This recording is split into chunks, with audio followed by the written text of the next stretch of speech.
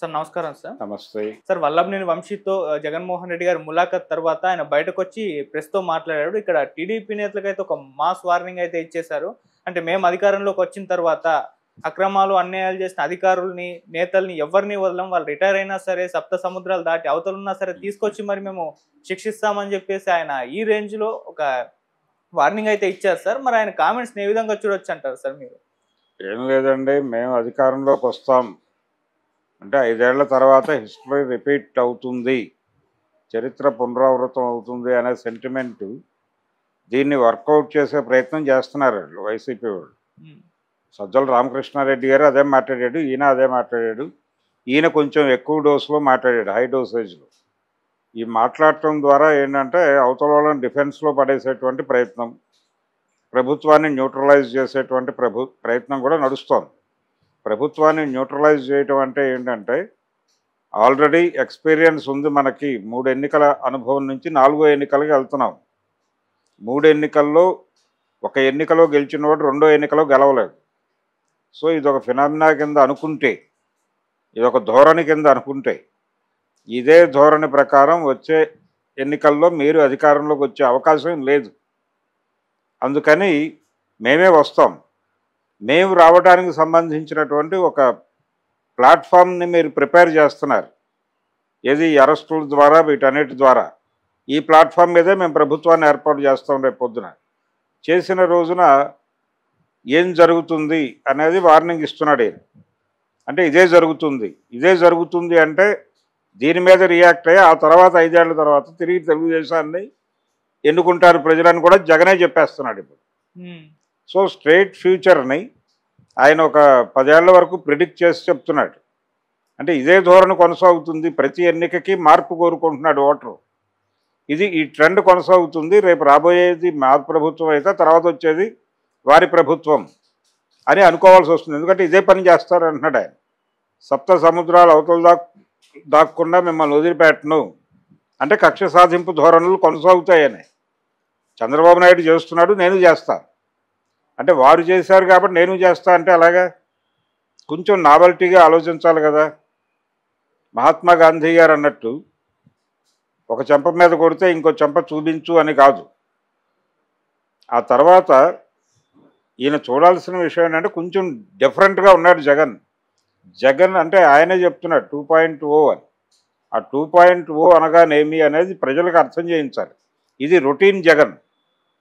2014 రోజుల్లో కూడా వీరు ఇదే భాష వాడారు. మేము అధికారంలోకి వచ్చాక సప్త సముద్రాలు అవతలు దాక్కున్నా మిమ్మల్ని క్షమించడం అనే మాట వారు వాడేసిన డైలాగే, కొత్త డైలాగ్ కాదు. పాత డైలాగులతో కొత్త జగన్ని ఎలా చూస్తారు జనం? చూడరు కదా. కొత్త డైలాగులతో కొత్త జగన్ని ఎమర్జీ చేయాలి. ఆ కొత్త డైలాగ్ ఏమై ఉండాలి? మీరు సాధించండి అయ్యా, మీరు చేయండి.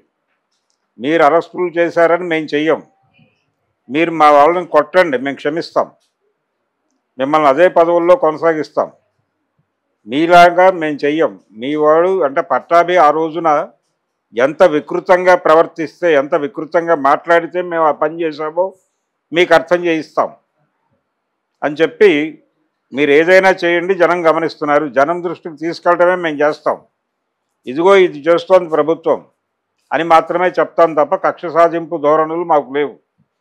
జనం మీ మీద కక్ష సాధిస్తారేమో మాకు తెలియదు, అది పబ్లిక్ మూడ్. కానీ మేము ఏదైనా ప్రజలకు చెప్పుకుంటాం, ఎందుకంటే అంతిమ నిర్ణేతలు వాళ్లే కాబట్టి అని మాట్లాడి ఉంటే కొత్త స్టేట్మెంట్ అయ్యేది. అలా కాకుండా నువ్వు రొటీన్ స్టేట్మెంట్ ఇచ్చేసి జగన్ 2.0 లేకపోతే 3.0 అంటే ఎట్లా నడుస్తుంది? అందుకని జగన్మోహన్ రెడ్డి గారి స్టేట్మెంట్ అన్న జైలు దగ్గర మాట్లాడిన దానిలో ఒక ఎమోషను, ఒక ఆవేశము ఉంది. జగన్ అంటేనే ఎమోషన్ అంటున్నారు. జగన్ అంటే ఎమోషన్ అవునో కాదో పక్కన పెట్టేస్తే జగన్ని జనం చూడాలి. ఇప్పుడు వైసీపీ వాళ్ళు మాత్రమే జగన్ని కాదు, వైసీపీ పార్టీలో ఉన్న వాళ్ళందరూ జగన్ అనుకూలులు, లేకపోతే అదొక ఎమోషన్గా కనిపిస్తాయి. అది చాలదు. పబ్లిక్ని ఎమోషనలైజ్ చేయగలగాలి, ప్రజల్ని ఎమోషనలైజ్ చేయగలిగేటువంటి ఎలిమెంట్ ఏమిటి అనేది పట్టుకుని ముందుకెళ్ళాలి. అంతే తప్ప రొడ్డకొట్టుడు ప్రకటనలతో, రెగ్యులర్ స్టేట్మెంట్స్తోనూ మీరు జనాలని దృష్టిని ఆకట్టుకోలేరు. అందుకని జానర్ మారాలి, జార్గాన్ మారాలి, అన్నీ మారాలి. ఆ మార్పు జనాలకి కనెక్ట్ అవ్వాలి, జనాన్ని నడిపించాలి. అది జరగకుండా నేను చూసుకుంటాను, మీరు సప్త సముద్రాల అవతలున్నా నేను లాక్కొచ్చి చంపేస్తాను అని చెప్పడం అనేది అది జగన్ స్థాయిలో ఈ సమయంలో మాట్లాడాల్సిన మాటలు కాదు. కొంచెం డిఫరెంట్గా ఆలోచించడం మొదలుపెట్టాలి. క్రియేటివిటీ కావాలి. ఆ క్రియేటివిటీ లుప్తమైపోయింది. ఆయన పక్కన ఉన్నటువంటి క్యాడర్ మొత్తం కూడా నిర్వీర్యం అయిపోయి కన్ఫ్యూజన్లో ఉంది అనేది అర్థమవుతోంది. ముందు ఆ టీం నుంచి ఆ కన్ఫ్యూజన్ని దూరం చేసే ఏదైనా ప్రోగ్రామ్ టేకప్ చేయాలి. ఆయన సబ్మెసివ్గా ఉండాలి, ఏది అగ్రెసివ్గా కుదరదు. అసెంబ్లీకి వెళ్ళనని మాట్లాడుతున్నాడు ఆయన. ఇది కూడా మొండి ధోరణే. మీరు నాకు మైక్ ఇచ్చినా ఇవ్వకపోయినా నేను చేసే గొడవ నేను చేస్తా. నాకు 11 సీట్లు ఇచ్చారు జనం. ఆ 11 సీట్లు శక్తివంతమైన సీట్లు అని ప్రూవ్ చేసుకుంటే అసెంబ్లీకి వచ్చి తొడగొడతా అంటే ఎంత ఎఫెక్టివ్గా ఉంటుంది అది. నాకు మీరు మైకు ఇంతే ఇస్తారు కాబట్టి, ఇంత మైక్ ఇచ్చే అవకాశం మీరు ఇవ్వట్లేదు కాబట్టి నేను అసెంబ్లీని బాయ్కాట్ చేస్తానంటే జనం ఇతరేంటి ఇలా మారుతున్నాడు అనుకునే ప్రమాదం ఉంది కదా. మీకు ఆ 11 నియోజకవర్గాల ప్రజలు, ఆ 11 నియోజకవర్గాల ప్రజలు మీ మీద నిరసన తెలియజేస్తే దీని ప్రభావం మిగిలిన అన్ని నియోజకవర్గాల మీద పడుతుంది.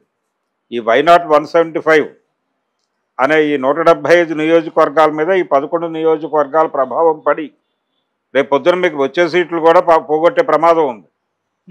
అందుకని కొత్త స్టేట్మెంట్లు, కొత్త పద్ధతిలో ఆలోచనలతో జనం ముందుకు రావటం అనేది రీడిజైనింగ్ జరగట్లా.